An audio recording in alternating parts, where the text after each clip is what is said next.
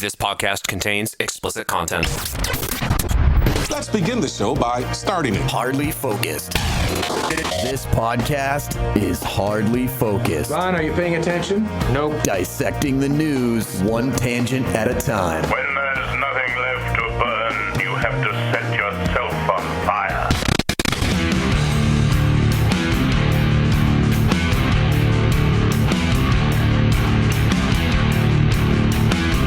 Premature ejaculation. We got a squirter.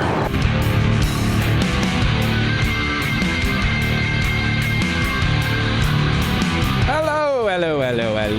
We're Hardly Focused. You can get us at hardlyfocused.com. We're on Apple Podcasts. We're on Spotify. We are wherever you get your podcasts. We're also on YouTube.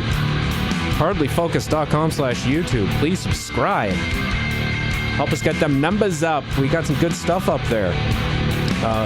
This is the 456 episodes. Jack, it's Fro, it's Mike. It is the 9th of May. And for some reason, it was snowing this morning in the middle of May. I went outside and mowed my lawn last weekend, and I put the deck together, and now it's snowing again. So we got that going on. Yay. Did you guys? I love it. Did you guys actually see the snow this morning, or were you still sleeping? No, I was literally at the drive-thru. It was sunny when I was at the drive-thru, and by the time I left the drive-thru, it was like snowing all over my car. What about you, Mike? I saw some snow flurries, but besides kind of lightly dusting the top of the car, like I was like, they told us it was going to be something, and I wanted something, and I got nothing. It's true. We were expecting some sort of accumulation. You said cume. Mike, what the fuck was I going to ask you? Oh, about your house. Have you put together? I have one, yes. Have you put together your summer stuff yet? Mowed the lawn, got the deck going? I don't have a deck. It doesn't really work well for the amount of lawn that I have. Yeah. So the answer is no. I've not mowed my lawn yet. I was doing a couple more different pressing things. I completely disassembled and got rid of our raised planter for the garden in one section of the lawn. It was starting to get a little bit disintegratable. Ooh. And so I moved it to the side of the garage.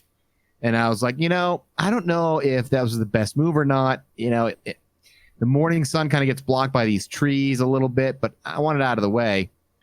24 hours later, our neighbor decides to have his two trees that were the main source of blocking it completely cut down by a tree service. So I'm like, well, that solves that problem right there. Nice. Oh, speaking of that, so you know how there's that tree that's on my, not like in front of my house, but it's on my street, and if you guys park underneath it, your cars get carpet bombed by the birds? Yes. No longer. What happened? I told my neighbor that if the city determines that if the trees are A, on city property, and B, a danger to surrounding houses, telephone wires, things of that nature, they'll come and cut it down at no cost. And he had that tree cut down last weekend. So Kate has been parked under it all week, and she actually noted that her car is not been covered in shit like it usually is because the birds have nowhere to go. Very nice. And that was also the treat too, that like the telephone wires pretty much like wove through the branches. So anytime there was wind or a storm or anything, I was in a persistent state of mild fear that I was going to lose power because of that tree. So it is no longer there. There's truly Storms are coming. I mean, Storms are coming. For you, it'd be more than just losing power. There'd probably be like a live power line potentially surging through your house. Oh yeah. Well, I remember a couple of years ago, one of these trees, one of the ones that was in front of my house that got cut down, a large branch just landed on my neighbor's car and took out the entire back end of it. Well, I think State Farm will cover that. Not libbity It also bibbity. covers bears. I mentioned our YouTube channel earlier quickly. We have a few videos up there. I've been just out of quarantine boredom posting like some semblance of video blogs every once in a while, just rambling about stuff. And also, New thing of video blogging, huh? yeah, no, I think it'll take off. Video blogging? I mean, people write blogs, but doing it on video? That's clearly a brand new concept. Yeah. Only took me till What is this? What is this symbol? Is an A around a circle? only took me till 2020 to jump on it. So we got that at hardlyfocus.com/YouTube. We also have an interview that we will play the audio version of coming up in this episode. My interview with a friend of mine, Nate Brown, a customer experience champion. We actually talked about serious stuff, and I can't wait to play the audio for you. So we have that coming up. Boo, serious talk, boo. We have that coming up in this episode. And we also begin with death notices, because not only do they come in 3, but go figure, 3 big ones before the episode started. Thank God we've moved our episode. It's funny, like how back in the day we'd do episodes and like the minute and the day after you'd have a bunch of people die. Now it's like hours before the show starts. I'm like, hey, guess who died? Guess who died? Guess who died? I'll start with I'll start with the 2. I'm going to call them the lower priority ones, because there was a big one. First one, Roy Horn of Siegfried and Roy, 75, got the Rona, died of the Rona. He actually it of confirmed the Rona? Yep. It wasn't the tiger? Right? I'm shocked. Yeah. Well, considering cats can get the Rona now, I don't know. Oh, the cat got the Rona to give him the Rona. Oh my gosh, I got to put on my tinfoil hat.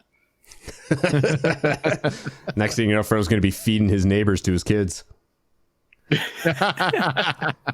Confirmed passed away due to coronavirus symptoms. First and foremost, in 1993, The Simpsons, one of their best episodes, How I Learned to Stop Worrying and Love Legalized Gambling.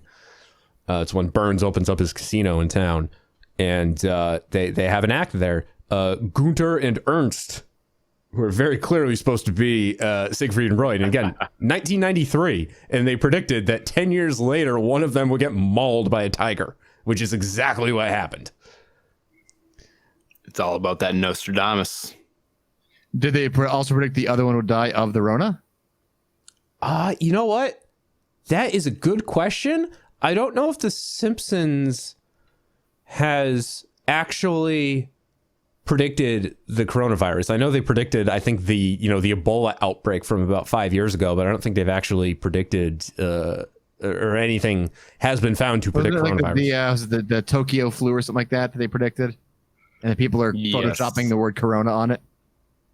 Nah, maybe. Yep, that's the one. Yeah.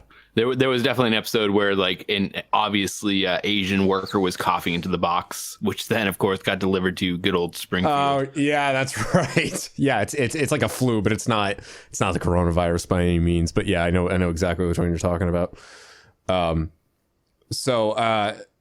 Something that I was doing some research on this last night.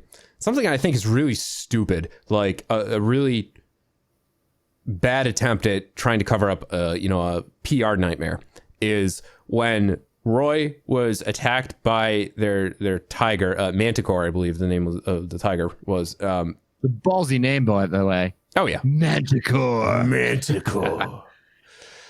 He said that he was having a stroke on air, and Manticore was coming to his rescue and dragging him off stage to get him out of harm's way. These aren't dogs, man. They would just eat you if you died. Yeah. And then I think Siegfried and Roy sued one of their stagehands for confirming, the cat was like distressed leading up to and during that performance, and you riled the cat and the cat tried to kill you, which is the more plausible scenario that happened. I think we need to consult the Tiger King. There you go. Or how about that bitch Carol Baskin? Carol fucking Baskin.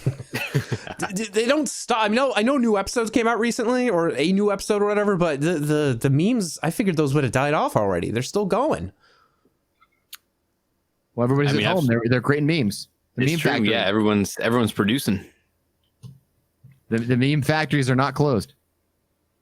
The other what I'm calling low priority death notice here. Andre Harrell, founder of Uptown Records, later the head of Motown Records, and most importantly is the reason why whatever the fuck he's calling himself now, P Diddy, Puffy, whatever. Gosh. That man has a career because of Andre Harrell.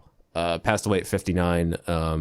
No cause of death revealed. But P Diddy. It was drugs then. You have this man to thank for that. You just default into drugs. If nothing's confirmed, it's either drugs or murder. Okay. Drugs and or murder? Oh yeah, they can definitely be mutual. Murdered and then overdosed. I mean, there was that guy on bath salts that was like eating that head. I mean, that's both like drugs and murder. Bath salts make you do anything. I mean, come on. Everything. I would like to see a battle between a man on bath salts and a man on PCP. Oh, I want to see this. Oh, me too. That is. Ooh. And I'd film it. PCP. Bath salts. Two superhumans going at it. I mean, it would happen in Florida, so. Absolutely. No doubt about it. That'd be it's either international waters or Florida, possibly a mixture of the two.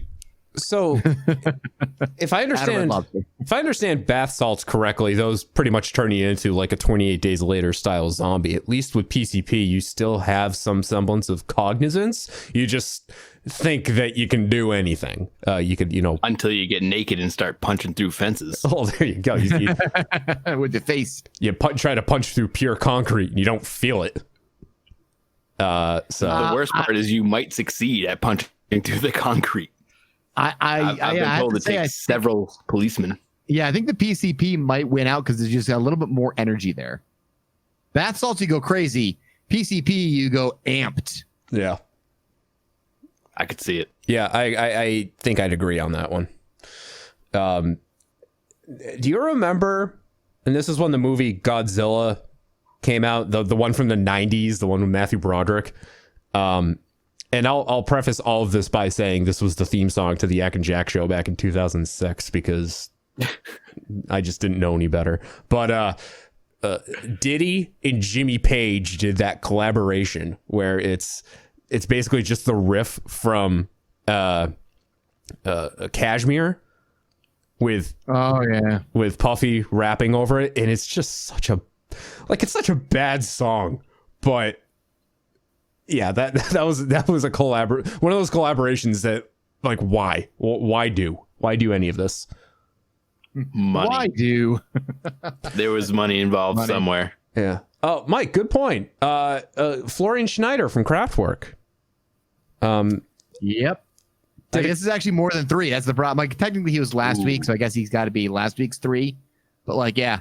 Yep. Florian Schneider, Kraftwerk, like co-founder of a very, very influential. Like people are like, what the hell's Kraftwerk? Like if you don't know Kraftwerk, then you listen to shit music. So yeah, it might also be one of those things where you've heard Kraftwerk before and just didn't realize it was Kraftwerk. Oh, that's the other thing too. Like you've probably heard it and not known it, or you just listen to stupid pop. Yep. They're those guys that do Sandstorm, right? That's close. Yeah, close. Yeah. We'll go with that. That's Darude, I believe. You're not supposed to give the correct answer, sir. That's against the internet rules. With you. That's what I say. They all sound the same in the end. But yeah, Florian Schneider, Will Forte's doppelganger, in my opinion.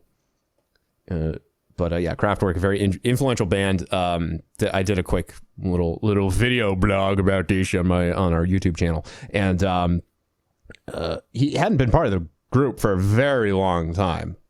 He exited, I think, back in 2008, but they're still going strong. Kraftwerk. I mean, it's one of the original members and then a bunch of new hires. But they're now back in the 70s when this group would perform. They'd have all of their doodads out with them. Their primitive looking computers and the doodads. I like the very technical description of that. The tin. It's the actual term though. It's doodads.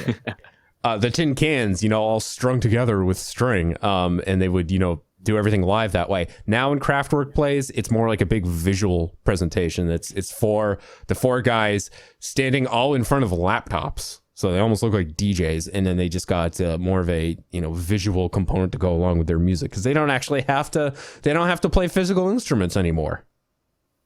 No, it's all. It's not the Apple II GS. Yep. And Reminds me of Daft Punk. Except these guys show their faces. They do show their faces. Yep. And they're at least pleasing to look like, because the Daft Punk guys, when they take those helmets off, boy, are they just ugly. There's a reason they wear the helmets. I mean, they were probably told by their producers, like, man, you got a face like Jack Gill. Like, you got to hide that. Finally, Little Richard, 87 years old. That's a big one. One of the founders of the genre of rock and roll. I didn't even Very over the top all the time. Didn't even realize he was still around.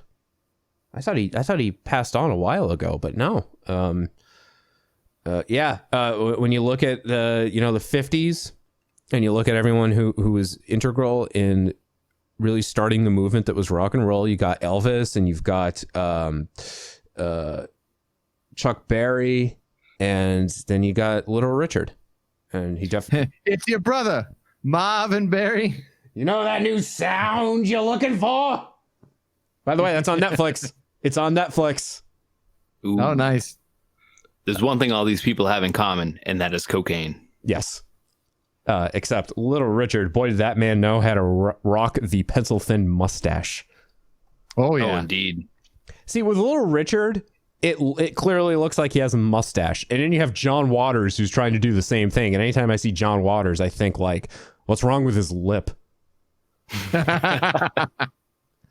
Little Richard, of course, was on The Simpsons many, many moons ago. Here is one of my favorite, and I'm serious. I tend to say I have a lot of favorite exchanges from The Simpsons, but this one is top tier. Here's Little Richard on The Simpsons. And now, to present our final award for Teacher of the Year, Little Richard. I love teachers.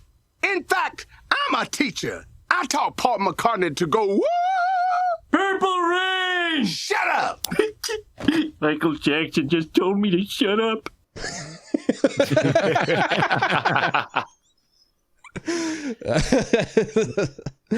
Oh man, that's fantastic. Little Richard, man, he had a really lengthy career too. I don't think he really stopped at any points. Unlike Elvis, Well, I mean, who got stopped rather abruptly. well, look, I too have troubles on the toilet. Okay, not since I got my bidet though. So that's it. Those are the death notices for today. And, Come back tomorrow for 4 more. I like how we can have a little obituary section. It's nice, right? I brought this up during the last episode, but I think it was the Boston Globe a couple of weeks ago. 16 pages of obituaries because of the Rona. So, well, it doesn't help now that Massachusetts is, I think, in 3rd place for in the world. Yeah. You know, we strive for number 1 in everything. You know, we really do. We're behind good or bad, New Jersey and New York in terms of how many infections and how many deaths. So I guess we got that going for us. That doesn't surprise me because New York and New Jersey are both pretty toxic places even before the corona. Yeah. New Jersey, we call those Tuesdays. All right. My interview with customer experience champion Nate Brown coming up.